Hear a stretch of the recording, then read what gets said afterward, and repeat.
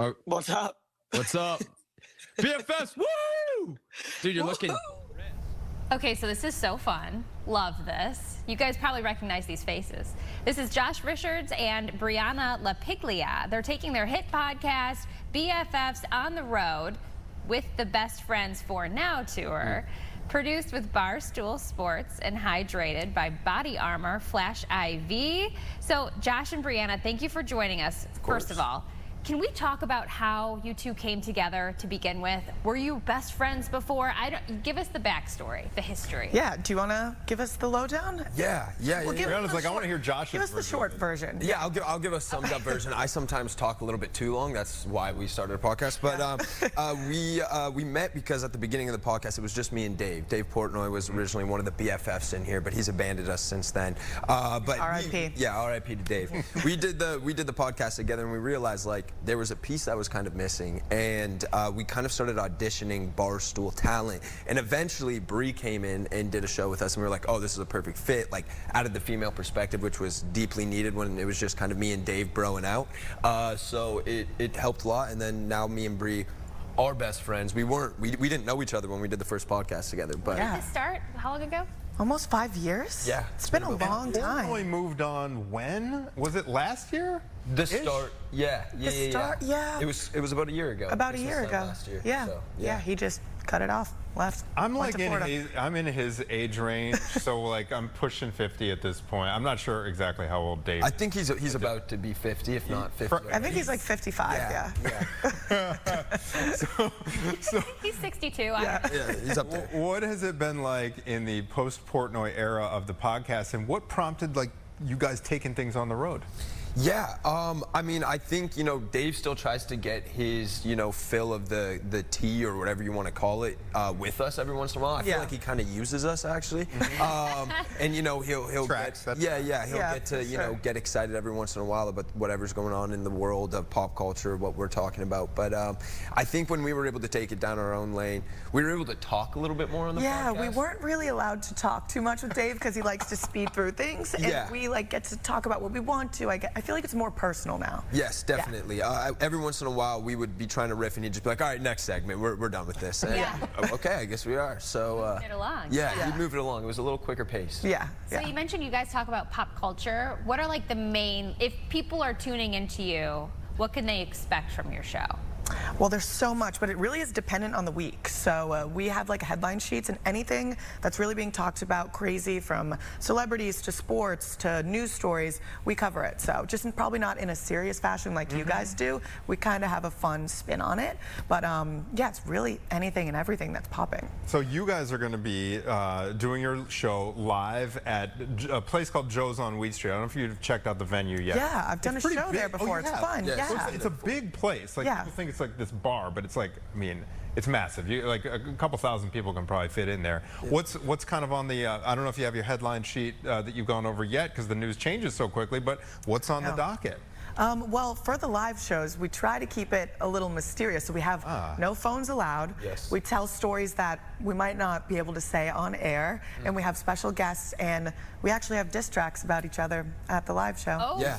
I was like distracts. No, Diss Each other. Tracks. Yeah. We both wrote some raps on each other, and then we play those at the end, and then everyone gets to, vote whose was better. There's a QR code that goes on the screen. That's the only time people are allowed to take up the phones. Yeah, at the end of the show. And they vote whose is the best, and then we kind of wrap up the show with listen to that one more time and We're send tied the other right now. person off in shame. Yeah, it's a big show tonight because it's who's going to be the winner. Yeah. I love it. We're at a 1-1 tie right now. So How did people get tickets? Like, are they longtime fans that you guys advertise and then? yeah, just advertise on social pod. media platforms, podcasts, and then it's all through the Barstool site. Yeah. Nice. Cool. Okay, so we kind of have this show is a little more relaxed than like your typical news show. Okay. Cool, So cool. we get giggly sometimes and we make jokes. Is there any moment that sticks out to you in the last 5 years that you guys have been doing this that was just makes you roll even to this day?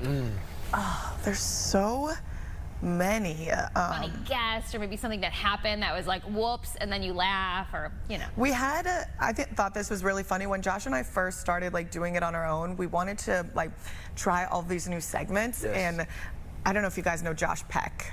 He was like Drake and Josh growing up. Yeah. So we had Josh Peck over, and we wanted to do this segment where we ask questions, and if you don't answer, we have to pie you in the face. Oh.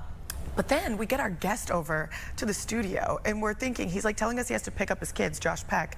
Yeah, and we're like, right after the show. About to pie this guy, and we're like, okay, we're idiots. We like made this segment where we're just having guests over and ruining their clothes, ruining their day. So we like tried to pivot in the moment. Oh no. And then we just got covered in pie. Yeah, we just pretty much were like, okay, if you don't answer, I guess you can pie us in the face. That's kind of nice of you guys. Yeah. We had to fall the sword there ourselves. He's the one that makes those videos on Instagram where he's like, I'm gonna ruin your day. Yes. And so he'll have like a hot dog, he'll put like ketchup on one side and bite the other. But yes. Yeah. Or have a burrito and like eat it from the side or something. Yeah. He's great. He has a podcast too, but that was really funny because I was like, oh, we really are kind of idiots. Yeah. What do you guys think? I mean, you guys, I'm reading here, you guys reach tens of millions of combined followers, okay, across all your platforms. What do you guys each think it is about the show or about your approach that is obviously connecting with so many people? Something's working. Yeah, you know, I think it's a combination of a few things. I think like what we do in our personal and what we do like on our own social media platforms entices people to get to go and watch us in like a longer platform version or a longer form of content where they get to hear us for an hour instead of, you know, 15 seconds or a minute on a TikTok video or an Instagram reel. But I think it's also like we have been able to grow up with our audience. We both started at a younger age, so I think our audience kind of feels like we're all growing up together and learning together and figuring out life together. So it's been able to capture that kind of Gen Z younger audience and some people in different generations. Brianna, how about for you? Yeah, I think we come across very authentic. I know the word's kind of like overused and said a lot, but we don't really like try to plan out anything or put on an act of who we are or who we're trying to be. I think we just are exactly who we are in that moment or whatever topic we're talking about, and it comes across that way. So people feel like, oh, they actually are my best friends. Like at our last live show, our meet and greet, everyone was like, this is so crazy. I feel like you guys are actually my best friends. I spend every Wednesday with you. I listen, I know everything about you. It's just really cool to actually go on tour and meet all of the people that are just kind of numbers. It's like to put a face to the number. Leaving comments. That's so fun. So for viewers who are coming tonight, now you want it to be a surprise. Is there any tidbit that you can say to, you know, first of all, are there tickets available? We call them teases. There are some tickets available, yeah. That's what I'm talking about. Is there any, I know you guys have the diss track at the end, but is there any other tidbits that you could leave with people that are like, oh, maybe I really do want to come there in person? Are you guys drinking? Is this like a food event? Like what? Yeah, no drinks. Booze at that point. No, definitely not. I mean, one of the games that always gets, I feel like, a little bit wild, we play this game where we have a fishbowl. I write down questions that Bree has to answer that she doesn't want to answer, and she'll write down questions that I have to answer that I do not want to answer. And they're really questions I don't want to answer. Yeah, and they're questions we probably would never even talk about or answer if we were ever recording an episode. This is something that's going to be done live, and if we don't answer, we tend to take a shot. So that's kind of how that goes, and that can get, you know, that could get kind of interesting toward the end. Yeah, it does. And we get the crowd involved. It's fun. The crowd is definitely involved in the show with us too. What's your next stop? You mentioned your trip here to Chicago. You guys are in and out. Yes. Been in and out. This is the last one. We go to New York tomorrow for advertising week, and then we're just on the road. Yeah. Okay, do you guys ever feel challenged? You said you talk about all sorts of different topics, and we do too.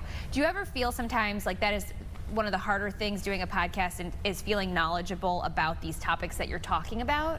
Yes, and I think we never try to come off like we're like know-it-alls or like we're people that even might know what we're talking about. We're very much people that are bringing like comedy to these situations and looking at everything from like a light point of view. We're never trying to get serious in the weeds, I don't think. We're never trying to like accuse somebody of doing something. For us, it's more of like, how can we bring some laughter to a world that usually is very focused on all the problems that are going on. A lot of times you record your stuff via Zoom. You were saying, what's it like seeing the audience, like being in front of a live audience? Are you guys enjoying that? Yeah, definitely. I think it's just cool, like Bree had said earlier, it's so cool to get to see the faces of the people that, you know, you see leaving comments or you see interacting with the podcast or the clips, or it's like they'll be like, oh, I'm this person that tunes into the live streams, and you're like, I know you from just a username and now I'm getting to see you in person. That's it's like cool. It's cool for us as well. Like We're getting to meet people that and you get to know when your jokes actually land because you can hear like the audience. Yeah. Because when it's just a podcast, you're like, I don't know if they're laughing at this or not. Right. But it's cool. It's really